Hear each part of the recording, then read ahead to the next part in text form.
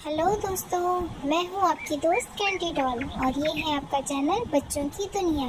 यहाँ देख सकेंगे आप मज़े मज़े की कहानियाँ। और हाँ, सिर्फ यही नहीं, आप भेज सकते हैं हमें अपनी लिखी हुई स्टोरी जो बन सकती है बच्चों की दुनिया की नेक्स्ट एनिमेटेड स्टोरी। तो जल्दी कीजिए, अभी हमारी इस वीडियो को लाइक कीजिए, हमारे चैनल को सब्सक्राइब कीजिए। और हाँ, स्टोरीज भेजने के लिए हमने लिंक डिस्क्रिप्शन में लिख दिया है। फिर मिलते हैं।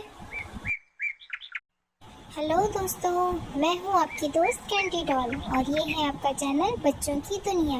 यहाँ देख सकेंगे आप मज़े मज़े की कहानियाँ। और हाँ, सिर्फ यही नहीं, आप भेज सकते हैं हमें अपनी लिखी हुई स्टोरी जो बन सकती है बच्चों की दुनिया की नेक्स्ट एनिमेटेड स्टोरी। तो जल्दी कीजिए, अभी हमारी इस वीडियो को लाइक कीजिए, हमारे चैनल को सब्सक्राइब कीजिए। और हाँ, स्टोरीज भेजने के लिए हमने लिंक डिस्क्रिप्शन में